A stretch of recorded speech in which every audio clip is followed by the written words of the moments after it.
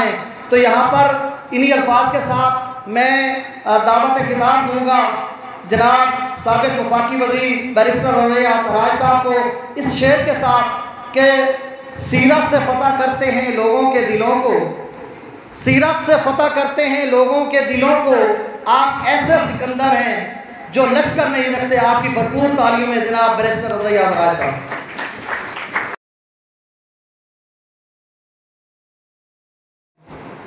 میرے انتہائی محترم، میرے دوست بزرگ، میرے بھائی صاحبان، عزیزان محترم، سامعین محفل، السلام علیکم۔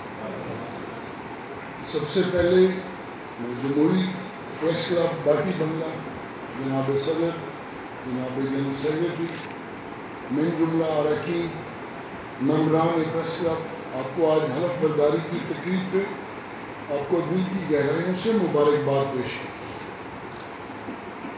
بہت اچھا لگا میرے بھائی ناصر یامین صاحب نے، جناب شاہ صاحب نے اور خاکی صاحب نے بہت اچھی گفتگو کی۔ روشن باز صاحب کو شوق ہے گرفتاریاں دینے کا، چوک میں آ جائے گی گاڑی شاید رو صاحب لینے کے لیے۔ میں بیٹھا سوچ رہا تھا کہ اتنی ماشاءاللہ خوشی ہوئی کہ تحصیل کبیر والا سے میرے ایسے عزیز مہربان، میرے دوست، میرے کچھ فیملی ممبرز یہاں تشریف لائے، اور خوشی اس بات کی ہوئی کہ یہ اپنی کمٹمنٹ، اپنی ایک ریزولو کہ ہمارا ایک تعلق اور ایک جو ویژن شاہ صاحب نے بھی بتایا کہ ہم ان کو ٹریننگ کی ورکشاپس میں ان کو ایک موقع دیں گے، یہ بہت اچھی چیز ہے۔ انسان کو تعلیم و تدریس کا سلسلہ ساری زندگی چلتا ہے۔ اگر آپ کو پتہ ہو کہ میری زندگی کل ختم ہونی ہے تو وہ آج کا دن بھی آپ کو علم حاصل کرنے میں اگر آپ خرچ کر لیں تو وہ آپ کا وہ دن جو ہے آپ کی عبادات میں تصور ہوگا۔ دیکھیں بڑا نازک چیز ہے اور نازک سا ایک مرحلہ ہے۔ ایک طرف یہ بہت بڑی بحث ہے کہ تلوار کی طاقت ہے، اور دوسری بحث ہوتی ہے کہ کیا قلم کی طاقت ہے۔ اور تاریخ کے اندر نہ جانے کتنے کتب ہوں گی جس میں مدلل گفتگو تحریر شدہ ہے کہ جو قلم کی طاقت ہے وہ تلوار کی طاقت سے کہیں زیادہ ہے۔ پھر دوسرا جو اس میں مرحلہ آتا ہے وہ یہ آتا ہے کہ حکم ہے کہ آپ پردہ رکھو، تم میرے بندوں کا پردہ رکھو، میں تمہارا پردہ رکھوں، یہ میرے مالک کائنات کا حکم۔ پھر تیسری جگہ ہر انسان دعا مانگتا ہے اللہ میرے علم میں اضافہ فرما۔ یہ علم میں اضافہ فرمانے کی جو دعا ہے یہ کیا چیز ہے؟ یہ در حقیقت وہ میرے اللہ کی شان کے پردے ہیں جو علوم کے ذریعے وہ ہٹاتا ہے اور اپنے چند برگزیدہ بندوں پہ وہ عیاں کرتا ہے۔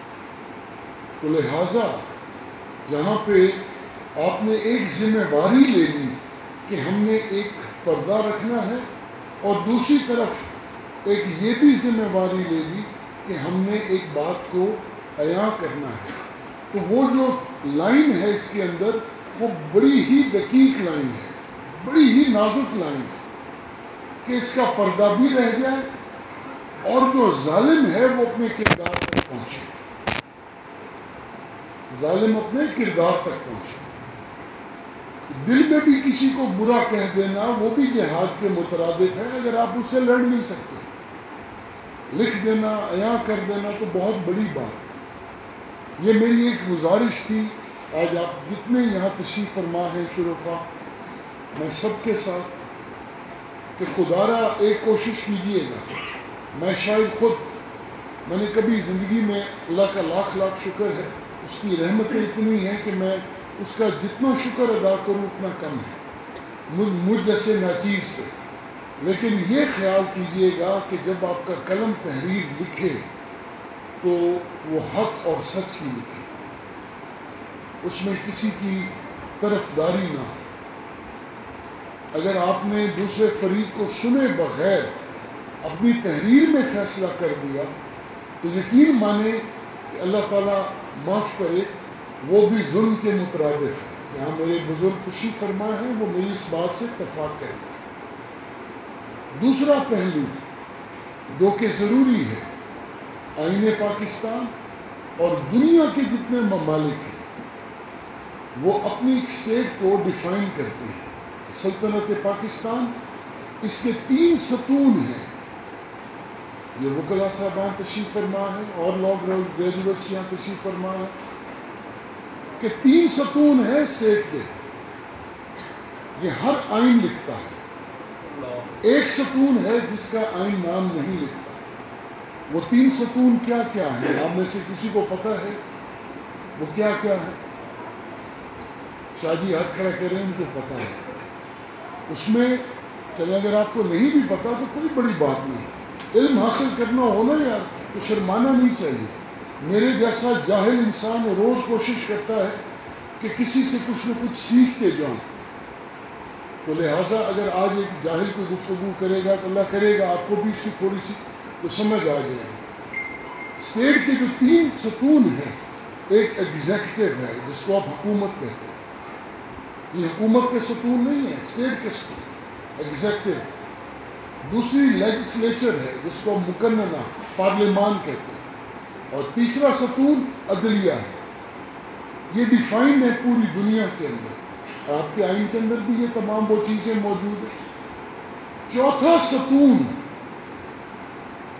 ستون جس کو آئین لکھتا نہیں لیکن اس نے پوری دنیا کے اندر ایک ستون کی کیفیت اختیار کر لی ہے، اور وہ ستون ہے صحافت کا، جرنلزم کا. اب آپ کے یونیورسٹیز کے اندر آج سے 30 سال پہلے مغربی ممالک نے انہوں نے ڈگری انٹروڈیوس کی جرنلزم کی. آج الحمدللہ پاکستان کے اندر بھی طلباء یہ ڈگری حاصل کرتے ہیں، اور اس لحاظ سے اور ان کو فنون لطیفہ کے اور مراحل اور مذاہب اور مضامین جو ان کو وہاں پہ ان کی تعلیم و تدریس کا ایک سلسلہ ہے ان کے ساتھ جاری رہتا ہے. اسی طرح سے وہ لوگ ایک جس کو ابھی شاہ صاحب ذکر کر رہے تھے، یہ سلسلہ وہاں پہ اس کی ٹریننگ دی جاتی ہے. لیکن آج آپ یہ دیکھیں کہ آج الحمدللہ باٹی بنگلہ، شاید کسی کو یہ پتہ بھی نہیں کہ وہ موضع کون سا ہے. کوئی کہیں گے حویلی مبارک شاہ ہے، کوئی کہیں گے موضع باٹی ہے. آدھا دریا بر گئے. آج ہمارے وہاں سے ماشاءاللہ، اور مجھے خوشی ہوئی، میں نے تو شفیق کو دیکھا، میں پچھلے سال ان کے گھر گیا تھا وہاں پہ، اور خوشی ہوئی کہ دیکھو یار آج یہ شاید واپس موٹر سائیکل پہ یا گاڑی پہ جائے گا تو اس کو پتہ چلے گا کتنے آپ لوگوں کو کوئی اندازہ نہیں ہے کہ یہ لوگ کیسے کیسے یہاں پہنچے اور کس کمٹمنٹ کے ساتھ یہ باٹی بنگلہ والے یہاں آئے. یہ کسی کو کوئی اندازہ نہیں ہے. کبیر والا کے جو لوگ رہنے والے ہیں اس کو تو اندازہ ہو. ناصر خان آپ کو اندازہ نہیں ہوگا، ماں مظفر صاحب کو اندازہ ہوگا کہ ان کا گھر وہاں پہ، شاید ماں رجمل صاحب کو ہو، ڈاکٹر صاحب کو ہو. لیکن یہ لوگ کس منزل سے کتنی مشکلات کے ساتھ اور کس نیت کے ساتھ یہ آئے ہیں. تو میرا خیال ہے کہ میں توقع کروں گا کبیر والا پریس کلب سے کہ ایک بڑے بھائی کا کردار نبھاتے ہوئے، نہ کہ باٹی بنگلہ کے پریس کلب، چاہے وہ کوٹ اسلام کا ہو، چاہے وہ بارانیل کا ہو، چاہے وہ کسی اور علاقے کا ہو، سرائے سدھو کا ہو، ان کو سینے سے لگانا چاہیے، ان کی پذیرائی کرنی چاہیے، ان کو سپورٹ کرنا چاہیے، ان کو ایجوکیٹ کرنا چاہیے، ان کی مدد کرنی چاہیے، ان کی ٹریننگ کرنی چاہیے. اگر یہ آج الحمدللہ اگر یہ یہاں پہنچے ہیں تو کل آپ کو بھی ایک اپرچونٹی ملے گی. کبیر والا کے لیے خانوال بڑا، خانوال کے لیے ملتان بڑا، ملتان کے لیے لاہور بڑا، لاہور کے لیے اسلام آباد بڑا. تو یہ وہ سیڑھیاں ہیں جو میں نے نہیں بنائی، پر یہ ہیں، یہ ایگزسٹ کرتی ہیں. تو میں اس وجہ سے کہ میں یہ نہیں کہ میرے بھائی ہیں ماں ریاض راج صاحب یا دوسرے ممبران جنرل سیکرٹری صاحب باٹی صاحبان یا یہ سب مہربان جو آج تشریف لائے ہیں، یقین مانیے دلی خوشی ہوتی ہے کہ جب کوئی آپ کے علاقے کا بندہ ایک ایسا کنسیپٹ دیتا ہے اور اس پہ پھر محنت کرتا ہے۔ یہ آج کی بات نہیں ہے، انشاءاللہ 10 سال بعد آپ دیکھیے گا کہ اسی باغیچے کے پھول اور انہی درختوں سے آپ کو پھلدار درخت بھی ملیں گے اور پھل بھی ملیں گے، اور ان کے ثمرات اکیلے میں نے نہیں، محمد رضا نے نہیں، ساقی صاحب نے نہیں، کسی ہم سب کی اولادوں نے ان کی چھاؤں کے نیچے بیٹھنا ہے۔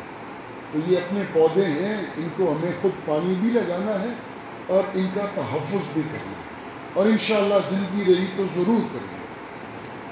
شاہ صاحب آپ نے بہت اچھی باتیں کی، یقین مانیے ہمارا سیاسی اختلاف اپنی جگہ پہ ہے اور وہ رہے گا، لیکن یہ باتیں جو آج آپ نے کہی مجھے اچھی لگی کہ دیکھیں آپ ایک سینئر آدمی ہیں اور آپ کا کردار بھی سینئر کا ہے، اور آپ سے توقع بھی مجھے یہی ہے کہ آپ اپنے ان چھوٹے عزیزوں کو، بھائیوں کو ساتھ لے کے چلیں گے۔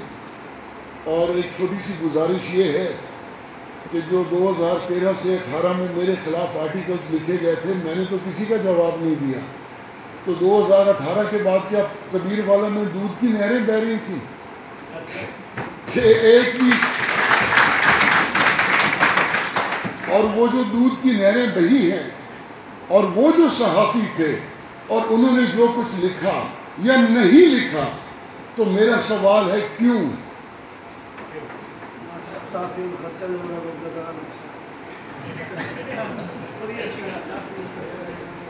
میں یہ نہیں سمجھتا کہ ہمارے صحافی بکنے والے ہیں۔ یہ الگ بات ہے کہ ہمارے صحافیوں کی اپنے اپنے گروپوں میں نظریاتی پوزیشن ہے۔ تو وہی بات ہے کہ جو میرے خلاف لکھا گیا تھا، مجھے بہت خوشی ہوتی کہ یہاں بھی لکھتے، یہاں پہ سوشل میڈیا پہ لکھ دیا۔ اچھا ہراجن تو سمجھتے ہیں کہ ایک منکر نہیں ہے، کافر ہے،